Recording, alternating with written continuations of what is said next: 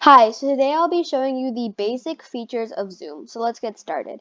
So the first thing is the end meeting button. So for hosts, it will be end, but for participants, it will just be leave, and then you can just leave the meeting. So yeah, so if you want to leave, just press leave and then leave meeting for participants. For hosts, if you want to end the meeting or leave, just press end meeting.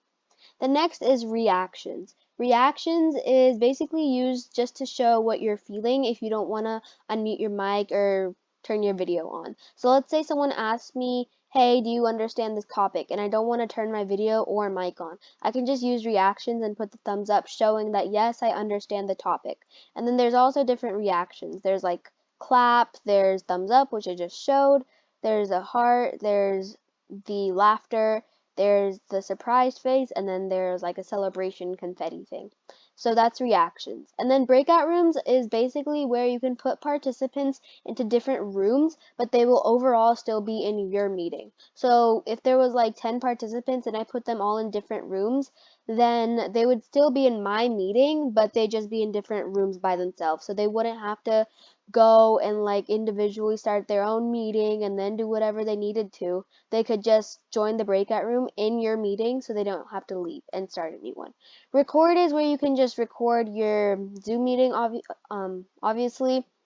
You can pause the recording, you can resume the recording, and when you record, it won't record like if you chat, it won't record that. If you go to participants, it won't record that. If you um, like stop like if you choose a different setting, it won't record that. It just records the audio, the the like people, the faces if you have your camera on, and if you share their screen. Those are like the three things it records. And then share screen is pretty like straightforward. You can just share your screen, a whiteboard, just a specific tab, a portion of your screen, your sound only, so you don't have to share your whole screen, or you could just share a file from Google Drive or Dropbox. So that is share your screen. And then chat is just where you can chat to everyone, or you can just chat to someone privately. So you can just type in the chat and everyone will get it. It just depends on who you chat it to. Participants is where you can see the list of participants and everyone who's in the meeting. And then for security, it's just what the host has, and you can choose the different features you want to allow the participants to have. And yeah, so I could choose like I want participants to chat, I could allow them to chat. And the stop video and unmute is pretty straightforward. If I wanted to start my video, I could just press start video. If I wanted to start my microphone, I could just press unmute and it would start my microphone. And then there's also different like video settings. So if you want to change your camera, you can do that. And then you can mirror your video, touch up your appearance, and then you could all have all these different settings.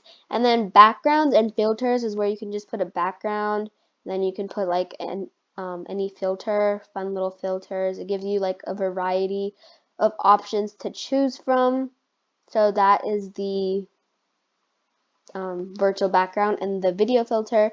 And then for microphone, you can just choose which microphone you want, which speaker you want, and then you can test your speaker and microphone to make sure it's working.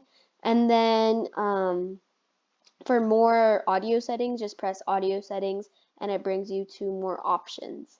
And then right up here on this little green shield and the check mark in the middle of it is the meeting info. So this is the name of the meeting, meeting ID, who the host is, the password, or if you just don't want to type all of that to someone, just copy this link and send it to them, and then they will get that link and they can just join from that.